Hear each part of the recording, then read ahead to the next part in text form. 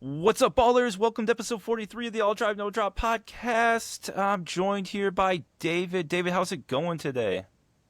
It's going good, man. Just kind of sad we couldn't do this in person last weekend, but doing Yeah, good. we did meet up and we did have plans to record in person. Sometimes plans just don't go how they're planned, right? I mean, you gotta roll with the curveballs, you gotta roll with the punches. But we did meet up in Beer City, and that's kind of probably what we'll talk about first. But just I'm gonna go over everything we're gonna talk about today. We're gonna talk about Beer City, Major League Pickleball Beer City, us meeting. We're gonna talk about meeting all the fans that came up to us. We're gonna talk about some of the Wang Yung, Quang Dong. I'm still not 100% sure, but I think it's Wang Yung. We'll call him QD versus UPA. Some of the pro player contract stuff. DUPR. People are freaking out about their DUPR right now. We'll talk about that. Then we'll talk about the 11Six24 Alpha Pro Power Series, the Body Helix Flik, which is out now, and the Body Helix Flik F1 Terracore XC. That's a long name. And then the Vatic V-Cores. That's what's on the docket today. Let's I just think get you into it. you said body Did I helix skip twice. something? Yeah, you Did I? forgot the alphas. Oh yeah. Okay, yeah. I think I said the Alpha Pro Power, but yeah, we got. Oh, did you? Oh, okay. I think so. If just in case these two plus the Vatic V Core, which I don't have on me, but David does. All right. Yep. So Beer City. Let's just start. You see me in person. Do I look the same in person, or am I doing something different on camera? Oh no, so I was like, for context, I showed up like kind of late. I He think those did. of you with kids may understand. It takes a while to mobilize. It's not my kid. This is my niece. So it did take a while to mobilize, and then when we finally get there, I got stopped again. So I knew yet you were in like, well, I knew you were in a match because I was constantly refreshing on the car ride over, and the guy at like that's supposed to give me my media pass, his printer apparently breaks. And I think some of you may have seen this, but he basically took a blank pass and in Sharpie wrote David Yang Media and it was like, go in. Hopefully you don't get stopped. And I was like, oh, that's it. But at that point, I didn't care. I was like, I need to go see if Jacob's still playing. So then I go in, and then I'm just trying to find you, and I was like, I'm just gonna look for like this tall guy on the court. Yeah, like that's all I was looking for. But then you were like all the way in the back corner, so I Yeah. I I got was gonna there say. like just when you finished. So unfortunately, I Yeah. didn't get to see Jacob play. So if anyone wonders why I lost, David wasn't there to motivate me. I bet if he got there like a few minutes earlier and started yelling, I would have just like destroyed everyone. Like, let's be Yeah, honest, I it's would have been definitely my fault. unstoppable. Though I will So say, I made Farmer Lenky nervous when I saw him. I think the second he realized who I was, he was like got really nervous. So that could have happened too. I would have been pumped. I would have been like, "Oh, I'm gonna rip some big drives now." um, but yeah, yeah. Unfortunate timing. Almost made it. I guess I should have just pulled off the win and kept going. But just before I forget, before I just get like too into it, I wanted to just give some shout outs. Uh, Obviously, shout out to David for coming all the way to Michigan. That was awesome. And then, shout out to his family. Met his wife and his brother and his sister-in-law. Awesome, awesome family. Andy, if you ever decide to watch our podcast, you better start making some content. His brother's a comedian. No social media presence. Come on, Andy. Ridiculous. Because he's Um, not funny. That's why. well, how are we supposed to know? How are we supposed to know? And then shout out to my wife, who came with us and, or not, came with me and, helped watch the kids and help support me, playing in the tournament and doing all the stuff I did. And then shout out to Carol, who I played with. And shout out to all of the fans. I don't want to leave anyone out, so I'm just not going to name anyone because I have a bad memory. But shout out to everyone that came up to us. It was really cool meeting everyone, and I wasn't even sure how many people were gonna, come up and say hello, but it was way more than I thought, and it's just great hearing everyone, that watches and appreciates the podcast and the reviews and everything else that we do. So it was great meeting everyone, And then shout out to David from 11Six24 for doing the giveaway. That was cool. Hopefully I'll have like some kind of reel or something to show, because we recorded some of the interactions of people coming up and finding us and giving out the paddles and hats. That was really, really cool. So thank you, David. People were pumped to get those Alpha Pro powers, which are on pre-order now, but people were pumped to get those. And the hats are really nice too. Really nice hats.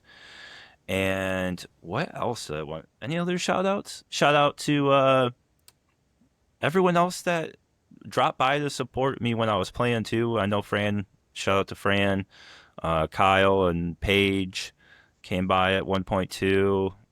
I'm probably forgetting other people, but shout out to everyone. Any shout outs, David? Yeah, definitely shout out to all the people that came over to say hi to us and take pictures. That was really great. To me, I think I mentioned this the last time. I was like, what if I bring a paddle and like it just doesn't get given away because no one recognizes me? But like, I think within like 10 seconds, someone came up to say hi to me. Like, after we connected, and I was like, oh, perfect. Like I was just about to post the giveaway, but like you just beat everyone to it and found me. So yeah, so congrats to the guy that won the Southbrook Lux. And then what's funny was like how many times that we got recognized. I probably got recognized more because I was standing next to you. But last year when I went to MLP in DC, no one recognized me. And like I'm from the DC area. And like other than the people that I play with, like no one could come to say hi to me. So it was really cool in like Michigan just to have like all the fans come up and say hi. So that was really cool. Yeah, it might have to do with like Michigan has some really hardcore pickleball fans too, like Grand Rapids and Southeast Michigan. We have a lot of hardcore fans, and obviously a tournament like that is going to attract a lot of the hardcore fans. And I think maybe well, for sure we're easier to spot when we were together, because like when we were together, people were coming up to us like a lot more than just when I was by myself. Although I was playing too, so it's like can't really come up to me when I'm playing. Yeah. So yeah, we we were getting more attention together for sure.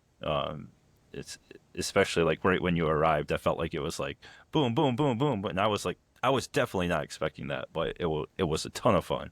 So Really plus we had appreciate it. the imposter David too. That there's some people. my my cousin came. Bots. Oh yeah, shout out to Bots. That's the shout out I really forgot. Bots helped record for me all day Saturday. So shout out to Bots for helping me out. And he did get mistaken for David a few times. There's a few times people came up to us and said, we love your guys' podcast, and David wasn't there yet. So it was it was a little awkward, but we kept it going. Oh, shout out to all the paddle company owners we met too. So I mean this, Oh yeah. I guess we met, now I'm blanking on his name. We met the Holbrook owner, very cool Break guy. in. Yeah. Breakin? Yeah, Braden. break in. Breakin? Yeah, with a G. Bragan? Yeah. Okay. Sorry, Bragan. That's why I can't remember your name. It's just not one I've even heard before. So, Bragan. Yeah, shout out to Bragan. Super nice guy. And, just always fun talking paddles. He does have a giant Holbrook paddle, and I'm hoping that he'll send that to me, because I think he just wanted it for his event. Maybe he's taking it on tour, but come on, Bragan, send me that big paddle. I want that one. And then shout out to Larry from QE Labs. Larry, hooked us up with some drink tickets too. Always Yeah, appreciate that was that. great. I did watch Larry play a little bit. I think I was making him nervous because I was yelling like "Let Larry cook," and Larry's cooking, and it wasn't going so. Sorry, yeah, Larry, I give you a really good edit, because the start of your game, it was a little rough, Larry. So I had to leave because, well, that was at the time the finals was going on for Premier League. So I mean, no offense, Larry, I had to go watch that. But I also think I might have been making him nervous. So I was like, I better just get out of here. And then who else we meet? We met some of the Paddle Tech and Pro XR people. I'm still Revelin. and oh yeah, I actually played the Revlin owner, Hugh Davis. Yeah, I Yeah. want to say that's his full name. Hugh Davis. I That's played him in mixed, and I mean, I guess we can let him say, in his words, or is it my words? I smoked him, but it was a fun it was a fun game. uh, So I you wish I could have know been there. that would have been, and I didn't know it was the Revlin owner. It's funny because someone told me, "Oh, that's the Revlin owner's like sponsored player." like that we were playing. I'm like, oh, okay. And they're like, yeah, the Revlon owner's over there on the bench. So the whole time I didn't think anything of it. And then I find Mhm. out he comes up to me after and he's like, oh yeah, he's like, like I'm the owner of Revlon. I'm like, what? I was like, someone else told me you were the sponsored player. I mean, I guess he could be a sponsored player too. But yeah, that was a fun match. I wish I kind of knew. If I knew beforehand, I might have been chirping a little bit, just having some fun. But it's all good. That was a fun match. So shout out to Hugh, and he showed us a little paddle in the making. It's going to be, uh, yeah, I guess you can say it because he had it out in the open. It's going to be all flax. It kind of looks like a wooden Yeah. paddle. So they Yeah. have their drift, which is flax and basalt, but this one's going to be all flax. We didn't really get to hit it, but we bounced a ball on it. Feels really good, so I'm interested to Yeah. see. I bet that thing's going to have a lot of dwell time, just how it felt bouncing. Mhm. Um, yeah. Anyone else there? I'm trying to think. I think that was it, I think right? that was it. Like, because the last stall was Wilson. I didn't go up with Yeah. them. Yeah. Yeah, I think that was it. So not that many, not that many, but the people there were fun to talk to. So hopefully we can get some more there next time. But that, and then let's see what else at the event. Really cool. Unfortunately, when David was there, we didn't know we could go in the VIP tent, but I figured out we could go Yeah. in the VIP tent after David left. So you get, they got a bartender and food and shade, and you get really close to the courts. So I got to do that. For the finals, so good time to find out for the VIP tent, and then like the media access, it really wasn't there wasn't that much room for where they designated for media, and where the open space was where the commentator's line of sight was. So I had to crouch down, and I still haven't even looked at my footage. Hopefully it turned out well. But I kept getting yelled at by Dave Fleming because I was blocking his view, even though probably you could see like this much of my head. And I did see myself on some of the stories Yeah. from Major League Pickleball. I think I was wearing a purple shirt at the time, like a purple Hmm. and white pineapple shirt. So you could see me in the corner if you look hard. I was in the corner by where the commentating booth was. Let's see, when the sliders were playing and the Brooklyn team was playing. I don't remember if it was the same game because I remember I would see Leia Jansen kept coming over and like hardcore staring at me just because like that's where her towel was. So they kept coming to and I was like, oh, do I look away? Are they staring me down? I don't know. And then I remember Riley Newman was coming over there, and it seemed like he was toweling off after every point. Maybe that's just something he does.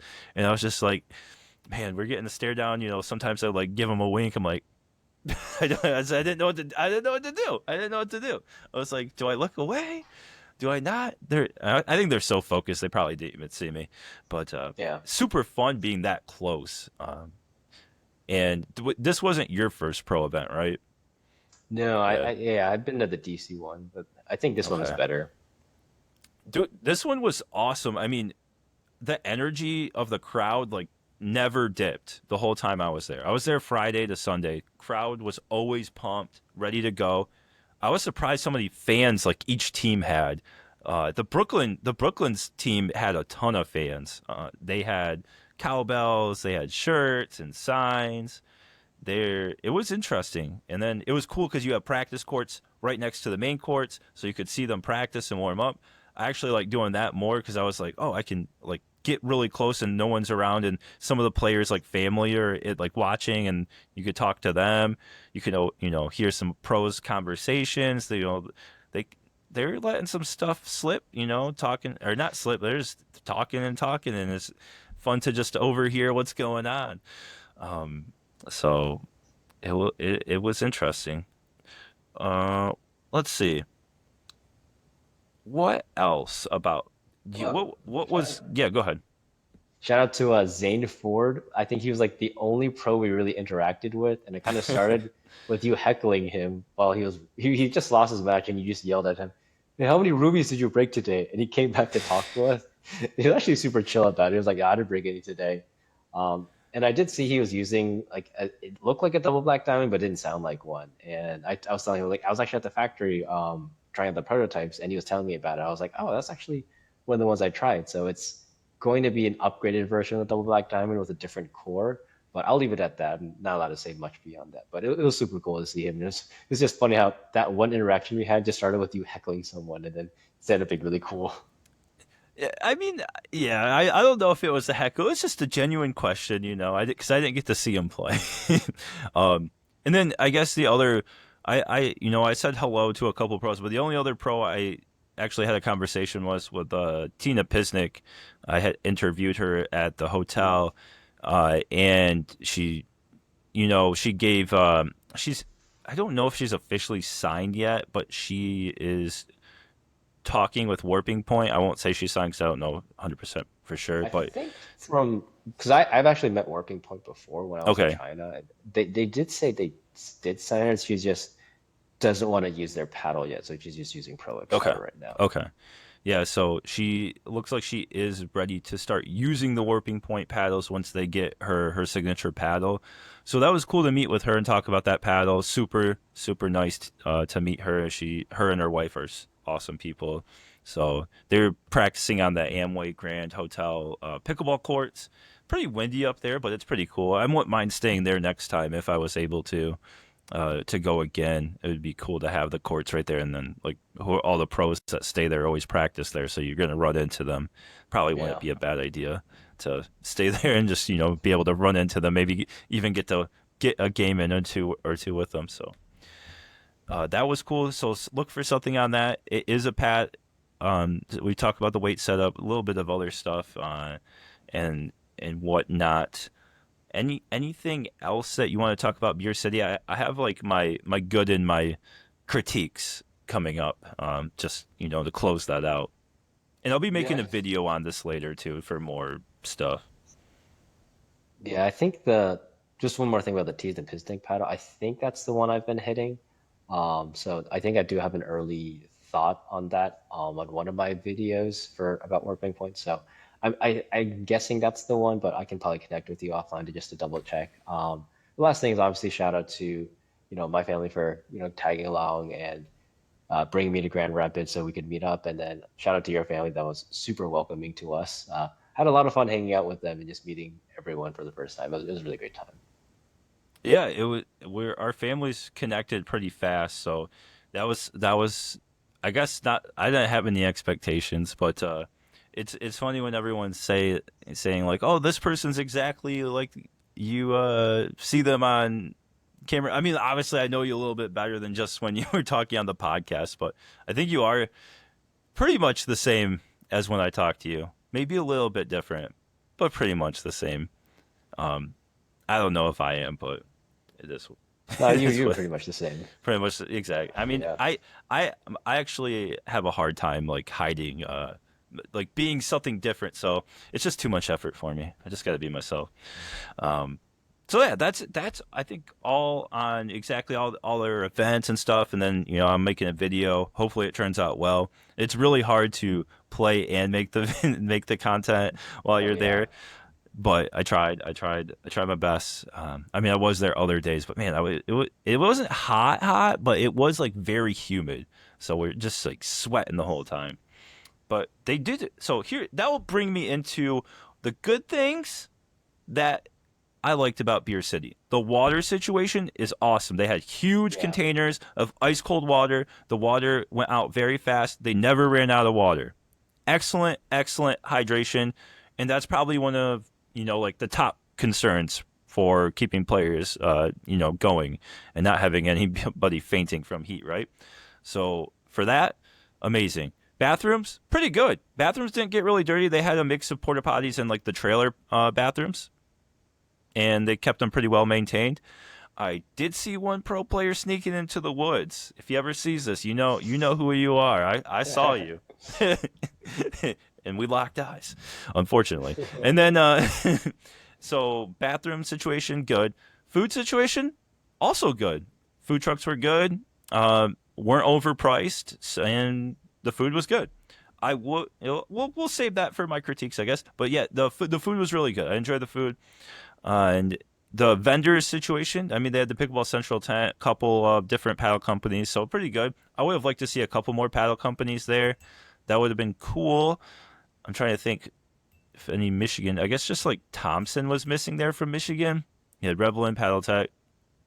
Isn't there another one? Kiwi Labs was already there, but Oh yeah. I don't Oh, know and who else Kiwi missing. Labs. Yeah. Maybe that's everyone. Yeah. So I would like to have seen like another paddle company there, or two. That would have been. I mean, obviously just selfish reasons. It would be cool for us to talk to them. Yeah. But besides that, everything was good. I saw a lot of people like they had a net to like demo the paddles with, so that was cool. Uh, Energy was awesome. Grand State or Championship Court was really fun. Grandstand Court was fun.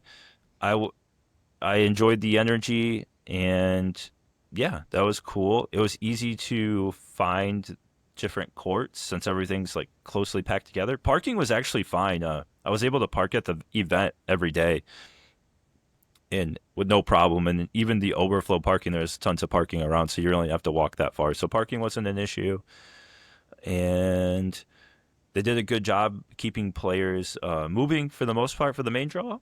And it seemed like the pro matches were starting on time for the most part. So all that stuff really good. Any other good stuff to add, David? Some of the free samples are cool from the vendors. I think they, it's plus one to like the hydration. Like they had just, I thought I had to pay for like that protein shake I got, and they're just giving them Yeah, away for free and some of the other hydration stuff. So that was really cool. yeah. All right. Now my critiques. I just have a few. Okay. First we'll start with. Oof, what do I start with? All right, I'll start with one of my biggest gripes. They call this Beer City, and they Yeah, had one beer tent, and there was no founders. One of the biggest breweries in Grand Rapids. There was I don't think they even had a single like Grand Rapids brewery beer. They had like national beers, and they had Lightning Strike, which was like a body armor, an alcoholic body armor. that So one they was just had cool though, but still, it it was the light. you wanted like Yeah, local stuff. yeah. So like I understand Lightning Strike was a sponsor, and I don't know what the situation what the other beer is, but you got to at least have some great. You have to have a Grand Rapids like brewery cart, and Definitely, yeah. you just have to at least have one to call Especially and if you're called to Beer be. City. Yeah, you Yeah, can't call it Beer City and then not even have the beer from your city.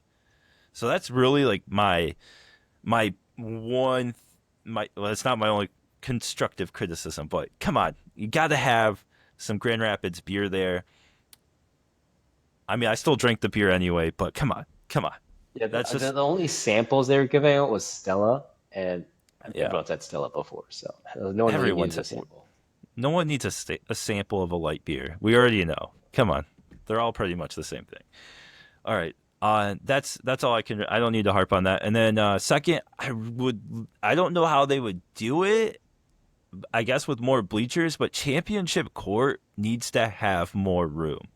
It's so like I understand they want to pack it tight for the the live stream, but man, it's just there was not that much room unless you camped out like an hour early. You were not going to get a seat. And I saw a lot of people complaining. They're like, I paid for my ticket, I paid for this, and I couldn't get a seat. I couldn't watch it. Now, that's unfortunate, especially for, and it was busy like all weekend, even just regular matches for the tournament. Yeah. It was hard to. Actually, I don't think it was packed. Yeah, there wasn't really any open spots on the bleachers.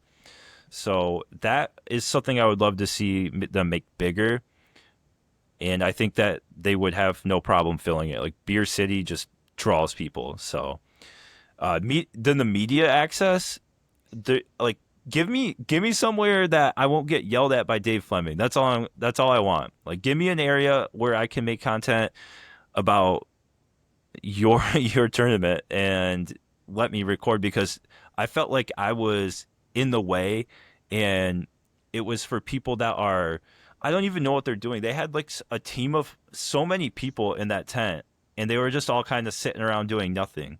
So it would have been great if I had just let me cook. Just let me cook. You had so many people sitting there doing nothing. Like I could be in their spot and record and make content. Well, I don't know. I guess they're just there in the shade. I don't know. And then, well, sorry, I'm just that was really annoying because I kept asking like, where can I stand? Where can I stand? And everyone's like, I don't know. And then they just like, no, you can't stand there. I'm like, tell me where I can stand, and I still couldn't get an answer. So that's why I just left the media area because it was just annoying to be there. But then I found a area in the VIP tent.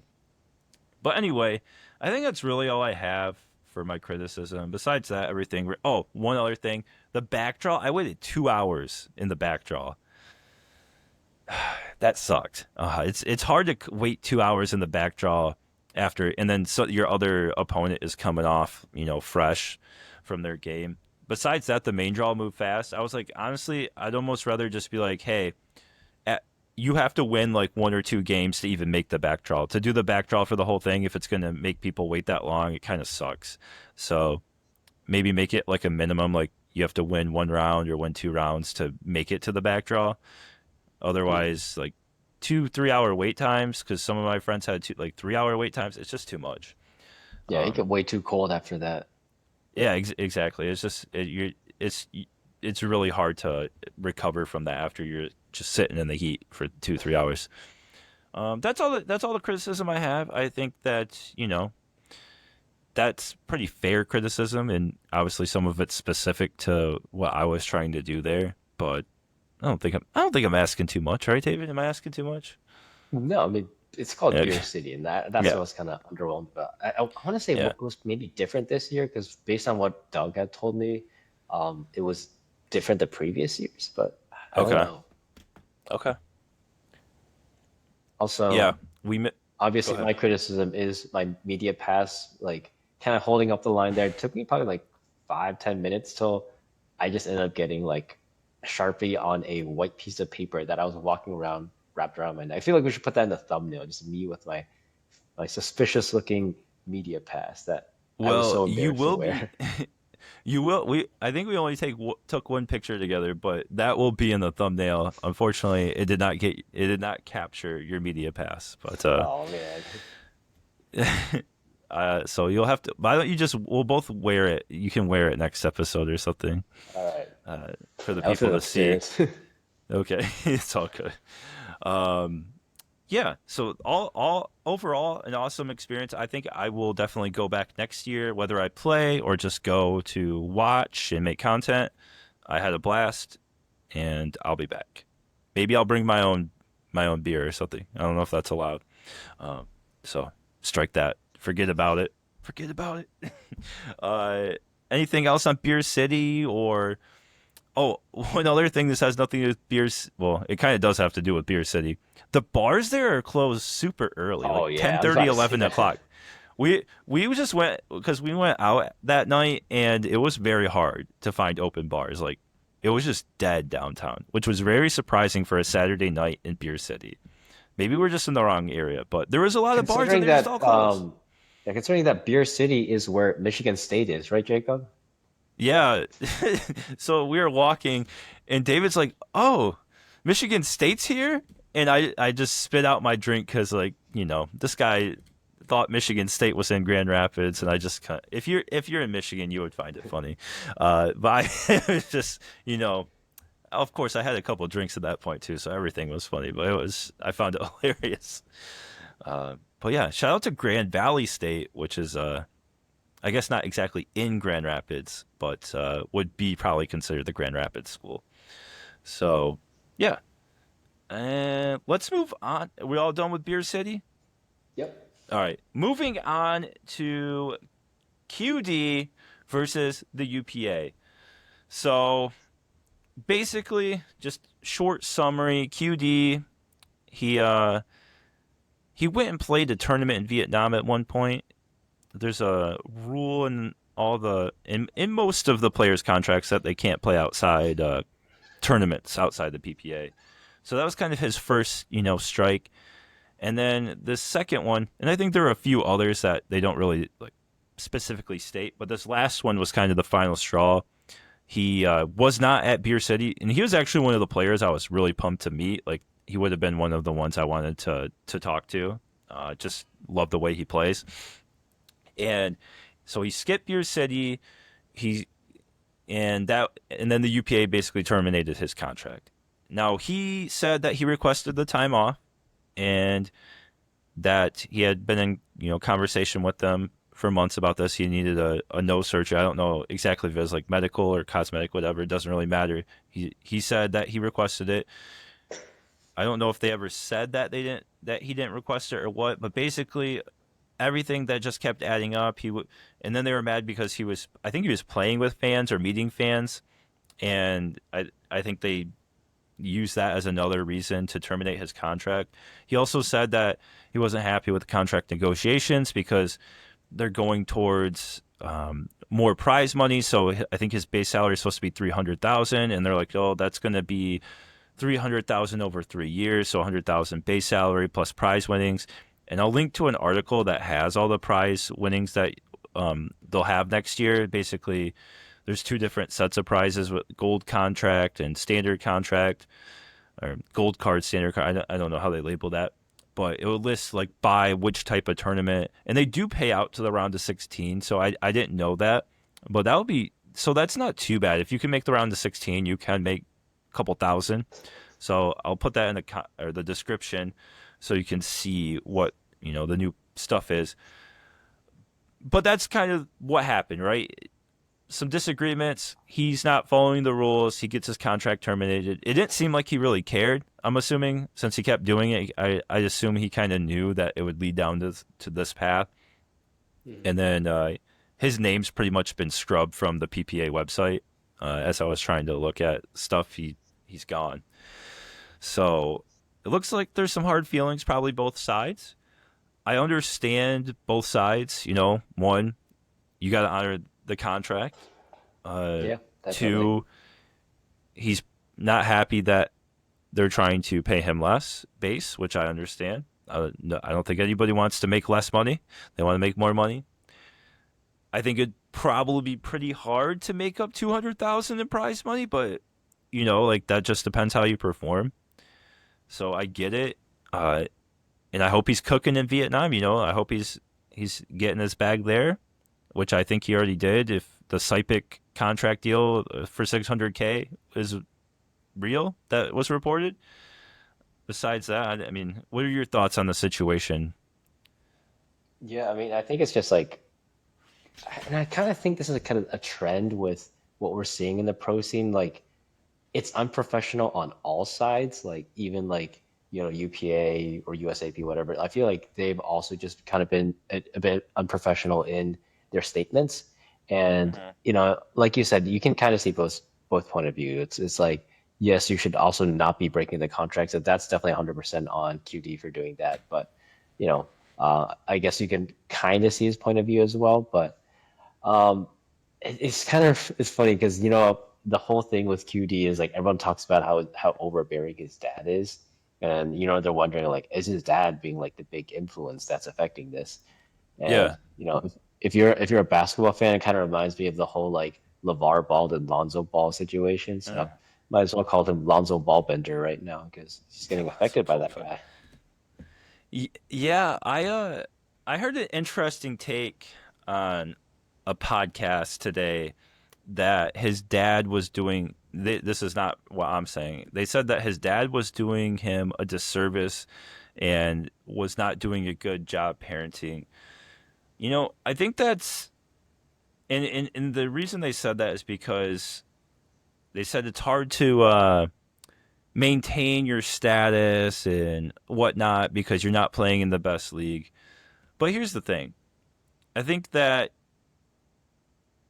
obviously that person doesn't know the whole situation. They don't know what he's getting in Vietnam. So, I don't think you can weigh in and judge on, oh, is this the best parenting advice? Also, don't believe that person has kids. So, from one parent to a non-parent, it's always funny to see someone weigh in on if a parent's good or not when they don't even have kids themselves. Uh, so I don't think that this is a bad decision for him if he's getting a whole bunch of money in Vietnam. I don't think you need to.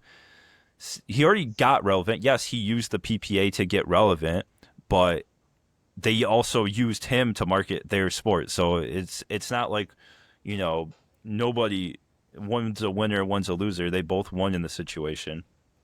And now, if he's the best in Vietnam, which he is, and he plays tournaments, he makes a ton of money, and it's Vietnam is the second most popular country for pickleball. I mean, Yeah. what's wrong with being the all-star there? I mean, what's wrong with him being Ben Johns there for 10 years and he doesn't even have to train as hard? I mean, seems like a good deal to me. Seems like a pretty good deal to me, but maybe I'm just not seeing it. So, and he Yeah, I can mean, I always think he's come gonna back. land on his feet. Yeah, yeah, because he Yeah. can always still do APPs, and then even then, like, I think he's just basically gonna grow the sport in Vietnam, which is gonna be good for. I don't know if it's like his home country, but I think it'll be good for the sport there, good for growing it in Asia, and he's gonna be Yeah. involved in all that. So that's a good opportunity for him. Yeah. I think he go on APP and Triple Crown a couple of times, and that would be enough to generate some buzz too. So I think he'll be fine. Uh, Yeah. Open invite to come on the podcast, QD. Even better, open invite if we got like maybe Connor Pardo and QD to come on the podcast at the same time. What do you guys think? All right. Gotta get the dad Anyway, too. and, and the dad, yes. We'll take them all at the same time or We might be able individually, to but talk. at this, at the same time, I'll have to probably mute people because I'm sure they won't let each other talk. But I'll do it. That's all I have to say on that. Interested in what you guys think in the comments about that. So let us know. Moving on to DUPR, another controversial topic. Mm. DUPR decided to change their algorithm again. You know, they just can't land on what they want to do. And this is actually how it originally was. Now, in case you don't know, they changed it so you can go up or down if you win or lose. So if you lose, you could go up if you scored more than your expected points. And if you win and the other team scores more than you should have let them, you could still go down. And I already experienced this weekend. When I lost, I went up. It was very, very small. And then I think I won one that I lost super points. I think that it's not a terrible idea, but from some of the screenshots I've seen, I think it's not, the algorithm's kind of messed up.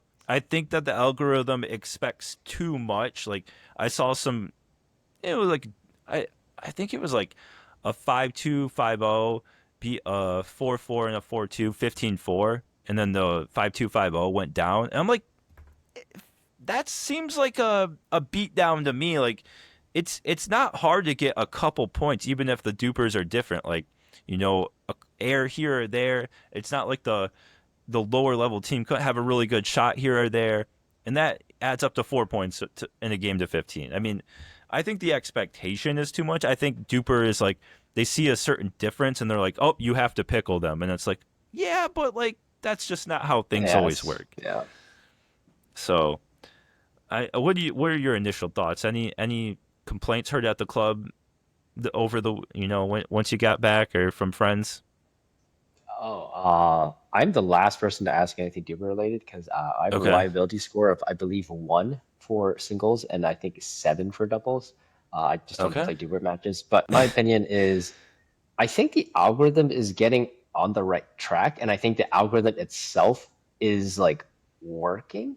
But the issue is the matchmaking, and I think that's what we see here is because it's not like it's like trying to use an algorithm from like what we see in video games, but that matchmaking is a lot more it's better because it's actually trying to match the skill level. So, your duper goes hmm, up or down.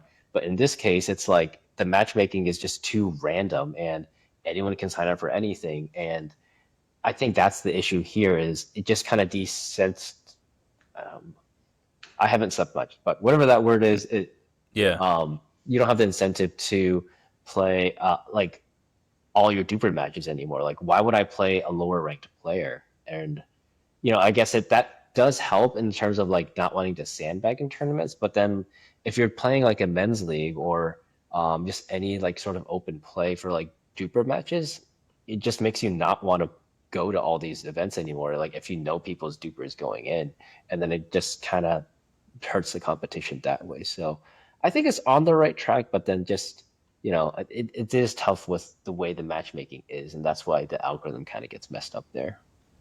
Yeah. Yeah, we'll see. I mean, I've really stopped caring about it. It just, it doesn't really affect me. I'm not trying to do anything with it. I don't play anywhere right now that is like duper gated. Like I don't have, there's not like events or anything that I go to. Most of the Mm. stuff I do is just arrange stuff. So I don't, it doesn't bother me too much. I do think it's a little silly right now how it is. I think it makes sense that it could go up or down if you win, but I don't even know what the right expectation would be either if you like win, what scores. It just I think that the duper expects way too much. And I did see that they posted like, oh, all the other racket sports, this is how it works. But I'm like, okay, but what's their what exact those like tennis? They have way closer matchmaking. You already have like established levels, and for this, I just feel like they don't understand how pickleball games work. Like I Yeah, think maybe they're modeling it too much after tennis, and it's like, all right, cool, but this is a different game. That's cool yeah, that other racket sports do it this way. Their scoring's also different. Their scoring's not the same. It's a different sport. So great. So we'll see. Doesn't look like people are. I really haven't seen that anyone like come out too hardcore. Like I love this change, and it really affects those people. Like I would say in the 5-0s to 6-0s. Like how exactly do they go up? They have to crush. They don't have that many people to play, so now they have to crush yeah. anyone they That's play the that issue. has like Yeah. a couple like that would be interesting to see. I'll have to tune in and go look at some pro matches and see how it was going on. But yeah, that's all I have. Any other thoughts on the Duper situation? Not too much. Yeah. Again, All I'm right. the last person to ask. All right. We'll move on to our search for the best pickleball paddle ever. The best segment you can get to right here at the end, and that's sponsored by Bodie Pickleball. I was using Bodie grips all weekend. Some of the best dry grips, some of the best tungsten tape around. Using that on my Honolulu J2 NF. I did switch a couple times just because when I tell you it was humid, it Oh was yeah. really humid. I was I think sweating. I didn't even everyone, play. yeah, everyone was having problems. The grips did their job. I probably went through two while I was playing, but honestly, I don't think anything could have, and it did a great job when I switched to the new grip, even with sweat, and it was good. Played with the blacked out Honolulu J2 NF. I had the ref look up this on the USAP approved list every time. That was fun. They're like, "What is this?" Because you can. It is very, all the refs I had were older, and they had a really hard time seeing the blacked out letters, and they've never obviously seen that before from a Honolulu paddle, or probably have seen that many Honolulu paddles. So yeah, I probably should have just used the regular version and not the blacked out version, and it would have looked less sketchy. They probably thought I was using like a prototype or something. But that's not the first paddle we're talking about. We're talking about the 11Six24 Alpha Power Pro Series. My favorite has been the Harache X. So to Interesting. summarize, yeah, I know, right? You wouldn't have thought that if you knew me. So I'm gonna summarize what I think is like the differences between this Alpha Pro Power Series and the Vapor Pro Power Series. I think that first, most of these come in at a lower swing weight and a lower twist weight, so not a lot more maneuverable. Definitely a notice maneuverability difference. They It's are a interesting. little Okay. bit softer, plusher for me than the Pro Powers. I wouldn't even say that they are a lot less stable. I didn't really notice too much of a difference on the stability. I think they're about the same. And then I think they get a little bit more dwell time on the whole series. I think that the power level is maybe slightly less, but that's just because they are lighter. I think if you Yeah. weighted them up the same, the power would be the same. Pop is definitely less. Sweet spot size, I would say couldn't notice a huge difference. I would say it's about the same. It's Pretty about good the sweet same, in spot my sizes. opinion. Yeah. Yeah, couldn't tell the difference of the sweet spot size. And Yeah, I would say the spin maybe a little bit more just because you get a little bit more dwell on it. And for me, all those slight changes made me like the Alpha Pro Power, especially in the Hirachi X shape, better. How have you been liking the series? It's interesting because I actually dislike the Hirachi the most, Oh, and oh, I actually like the Vapor the best. So wow. here's my reasoning. So one interesting thing was I was seeing how you guys all had like swing weights and twist weights that are like noticeably less than your Power Pro series, but mine actually weren't that much lighter. Like this was 116 versus 118, which is I didn't really notice anything. Like you need a at that point, I think you need a machine to be able to tell like 2 points of like swing weight, because Yeah, that's just such a small difference. And uh, it's I agree with what you're saying about like there's a bit more dwell time. It kind of sinks in a bit more from that wider cell and also just moving that fiberglass back. But with my Hirache, I think it's just weird because it sinks in a bit more compared to the other two, and I guess that's why I didn't like this one. okay. It was sinking a bit more, but then it also just has that like I don't know if you experience this, but it still feels a bit hollow on impact. And I just thought it just kind of clashes in my head. Like it'll sink in, but then it's also hollow. So that's why I just found that kind of weird. But then the Vapor, I just found to be better because it didn't sink in as much. And so I felt like the feel kind of went better. And I think the Hirache Alpha Pro is more different than the original Power Pro. But then the Vapor Power Pro it's more similar to the Power Pro, but the difference is really subtle. And I guess that's why I like it better because I already like the Power Pro. So like the Alpha Power Pro or the Alpha Pro, I was like, that's a really subtle change, but I do like the change it has. But the big question is, of course, like, is it worth that price increase? Yeah, so the price on these are 200. I think it goes down to 190 with the discount code, and then the other ones are 169.99 and go down to 159.99. So yeah, a $30 price difference. Quick math, but yeah. So is it worth $30 for me for the Hirachi X shape? It would be just because I like this a lot more. For the vapors, I agree. Those are a lot closer than the Hirachi shapes between the series. I would probably go with the Vapor Pro Power, not the Alpha. But for the Hirachi X shape, I think it would be worth the price difference. Also, you do get another 6 months added, so a full year warranty for the Alpha Pro Powers compared to Oh, the Vapor Pro. So, extra $30 for another 6 month warranty. I bet a lot of people that's would pay fair. that extra 30 just for that. I don't know if they're gonna, change things up, but yeah, I was surprised too. Just I know what you're talking about, that hollow feeling. It didn't bother me at all. I just really liked the predictability and control that I had with this with that extra dwell. And I think adding weight to this would make me like it even more. Really like this Yeah, design that's what I too. want to Look do at next. the design is clean. But yeah, adding weight to this, I could because it feels it's super maneuverable already for an elongated paddle. So adding some weight to this, I think, will make it perform even better. And if you were on the fence or you're a pro power user, and you're looking to get the Hirachi X shape, I would recommend it. If you already have the Vapor Pro Power, I would say unless those subtle differences excite you, then I would just stick with it. And then I didn't get enough time on the Pegasus yet, so that's just my recommendation for those. Yeah, I think Isaac kind of beat me to the punch because I was actually gonna say this, but it's like a Honolulu release, sort of like J2K versus J2TI. If you already had a J2K, you didn't need to get a J2TI, but if you didn't have either, like the J2TI could be worth it. And Yeah, if your J2K was dying, you were curious, yeah, go for that J2TI. And that's kind of how I feel about these, yeah. but very small difference. But I will say the Vapor Alpha Pro is probably my favorite hybrid right now. Okay, there you go. And he doesn't like hybrids, so it takes a lot to get on the list. Yeah. Yeah, I saw some people or heard people saying that it was like the difference between the Honolulu J2NF and the FC Plus.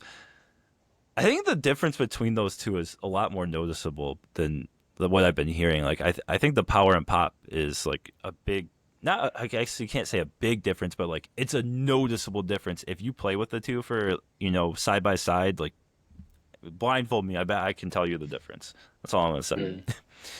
Mm. Yeah. All right. Body Helix F1 Terracore XC. I'll let David go first. He just came out with a review today, so check Oh that yeah, out if I you love have this it. paddle. I just like the second I picked this up, I was like, oh, this feels so nice. This is exactly like a not what I was looking for, but just like the feel just felt good. It has that like plusher feel, and I didn't like that on the True Foams because I felt like it was hard to control. But I'm just kind of weird in that like I liked how much pop it had with that plush feel, and I just felt like I was controlling the ball really well. It's one of Hmm. those things that's kind of hard to explain. It's like, oh, you just pick it up and you just like connect with that paddle, and that's what I felt with this. I played terrible with it, but I just loved how the paddle felt. I love the firepower I had. It was not my best pickleball, but some of the shots I was hitting were just crazy. I could just hear the people on the other side getting mad at me, like, "Is that paddle even legal?" And I was like, "It says 443 PB core." So I will say I don't think this is the most powerful paddle on the market. I know some people have said that. I think it's definitely up there. I hit this against my Ripple V2 R1, and I personally thought that one just has a bit more pop to it. But this is definitely up there for pop. Like it's you don't expect it to have that much pop because of how soft the base feels and like how plush it is, but it's definitely poppy like when you like just see the ball come off. Hmm. Overall, I think it's a really fun paddle, but this is definitely not for everyone. I think it's more of a fun paddle. I think it's gonna be a hard one to master. Yeah, I agree. And so when I first hit this, I was hitting it with the Paddletech GTO, and that might be why I didn't like the Paddletech GTO as much as other people because this was just better. It was poppier. I would say probably more powerful, very maneuverable. The sweet spot, I would say it's not. It's either average or below average. I think the sweet spot could Oh, be improved a little interesting. bit with the weight for me. I don't feel like it's like I guess on the softer side in the grand scheme of things for me, but I didn't think it was as plush as you and a lot of other people are saying. Maybe that's just because like for me it pops off the face so fast, and I was feeling like some feedback, but not like stiff feedback, but I could still feel the ball pretty well, like more than the True Foams. Hmm. And but I'm not saying it's stiff. I know that some people really had some conversations with me about it. My bad. It's not super stiff. I was just saying it was stiffer than some of the other foam paddles I played with. And obviously the Yeah. feel is very. That's going to vary between everyone, right? But Yeah. yeah, I don't think it's the most powerful paddle either. I'll have to take it out side by side again, but I still think the Yola Pro 4 and like the Gearbox GX2 Ripple is, and it probably could come down to your unit too, like which swing weight you get. That's probably going to make a difference. But I think it is up there in that like top tier power paddles. It it just wasn't. I think it's like maybe like a slight, not even like a slight notch, just like a slight notch below. But really good, and you could add some weight to this. Already comes in at a low swing weight, so you could make this Yeah. even more powerful, no problem, and widen that sweet spot. For once, I think it's 190 goes down to 171 with the Yeah, that's code. right. Yeah. It's going to be pretty popular, I think. I think you're going to see a lot of these. And then if they ever come out with maybe a little bit longer of a handle on this elongated one, it's not too bad of a handle though. I was doing fine with it. Yeah, this is a Oh, fun I one. love this I handle. like the You like this handle? Oh yeah, I I like the love it. I looks of love it the too. B7 shape the best. So I just like Yeah, the it's because it gives it a bit more stability down here, which is yeah, why I think they that's kind of true. did that instead of going 5-5, because or otherwise the twist It's it would come in super too low. it's super gritty too. Is yours super gritty? Yeah. Yeah, the Yeah. spin on this was crazy though. I It's personally really like the sweet spot, but I guess that's my maybe where I was hitting it. And also just because it's more powerful, like the energy return on the sides, like there isn't like a sharp drop off in my opinion. So even like on the mhm. off center shots, because it was so powerful, I was like, oh, this feels great. And I probably wasn't hitting the sweet spot, but uh, I don't know. I personally really liked it. I didn't add any weight to it. If I do, I'll probably be hitting some rockets out there, and my interns will ask for healthcare benefits that I can't afford. But uh, I bet still think it's a just really leave it fun paddle. unweighted then. Who can afford Yeah. healthcare benefits these days? Yeah. All right, yeah. Uh, F1 from Body Helix. That's their best paddle and one of the top paddles on the market. So check it out. For sure. And Vatic V-Core for to round things up. I wasn't able to hit any more Vatic V-Cores this week, so David, take it away. I mainly hit the elongated because I was doing an elongated power comparison. Um, this was hitting noticeably harder than my flick and my ripple. So I don't know if everyone's going to agree with me on this, but because I was seeing other people's power rankings, and at least my theory is that they were hitting the flash shape compared to the other paddles, and I was hitting the Mm-hmm. V7 and the long handle V7. So these swing weights are significantly higher. I think I got 124 for the V7 and then 125 on the long handle, and then my flash was like 116 or 113. So this is much higher, and like my serves on the baseline were just rockets. Like I was hitting, like I had to scale back, or else they were just going out, and I just had to change my technique to add more spin to them. But yeah, I could feel this just hitting like much harder than, not much harder, but noticeably harder than the Flik F1 and the Ripple. And that's mainly from the baseline. I think where it changes is the energy return kind of changes. Like this, once you start getting closer, it kind of reminds me a bit of like a course shapeshifter, where it's like stiffer from the baseline, but then like when you're like kind of activating that fiberglass layer, when you're doing those full swings, but then like once you get closer, it kind of softens up a bit, and then that's why I think the pop isn't as high as something as a Flik F1 or the Ripple, or maybe even like the paddle text too. Like the ball just gets plusher, but it's an interesting one. I didn't love the feel of this. I think for $99, it's a great deal, especially with how hard it hits. But I personally wasn't a huge fan of this one. But the one I'm really excited to try out is actually going to be the blue. That's the only one I haven't hit yet. Hmm. Yeah. Yeah, I think that when you compare like you put series and individual paddles in a list, it gets a little complicated because the difference between some of these elongateds and wide bodies, like sometimes there can be a huge difference in power. Yeah. So I think most people started with the flash. I started with the flash, and I could see how the V7 could rip because the flash was already pretty good, and then their V7s usually come in at a higher swing weight and a lot more powerful. So I will get to that this week. There's a lot of paddles to get to on my list here, so we'll see. Yeah. Busy season. Everyone's starting to do more pre-ordering too, so I would just look at. I think companies are getting a little antsy because they see all the other paddles coming out and they want to get theirs in on the pre-order list. Like Honolulu is selling the J2NF and the FC Plus in a long handle hybrid version now. I think they're calling it 6 inches. It'll probably come out to be more like 575, but don't quote me. Just since they usually say it's a little longer than it is. And Yeah. you have Gearbox. I think Gearbox is going to start doing pre-orders July 21st or sooner. Okay. Originally it was August 7th, but I think they're moving it up. Keep an eye out for that. Those I really like the elongated. And then obviously the V-Cores are already for sale, right? Or I no? don't know about that actually. Or they're not for pre-order. Maybe they're for pre-order, or maybe they're not.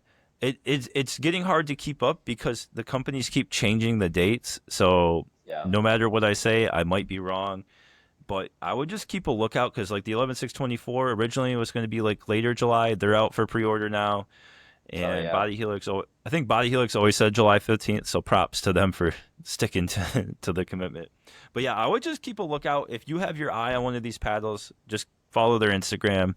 They might drop a pre-order soon because they don't want to get left behind, I think, with all the other ones coming out. And then Chorus has possibly their new power paddle. Uh, Yeah. we'll have to see. It hasn't passed PB Core yet, but they sent it out, so we will see that next week. I'll probably hit it for next week just because I'm Okay. curious. It looks pretty cool too. So besides that, let us know in the comments. Let us know if you stop by and to meet us. Drop your name. Shout out to I really wish I could remember the name. Well, there's a young man. I think he said he was 13. Showed me a warping point training paddle that he had weighted up quite a bit, and he said he was hitting rockets with it. So shout out to him. He said he came all the way there with his family from South or North Carolina, one of the Carolinas. And it was cool seeing how he customized his training paddle from warping point to hit rocket. So thanks for showing me that, and thank you for everyone that came out and had a great time at the event. David, anything else? Yeah, nothing else from me. Just, thanks again for everyone that came by and said hi. Plus one to that. All right, guys. Until next week. You know what? Go play some pickleball.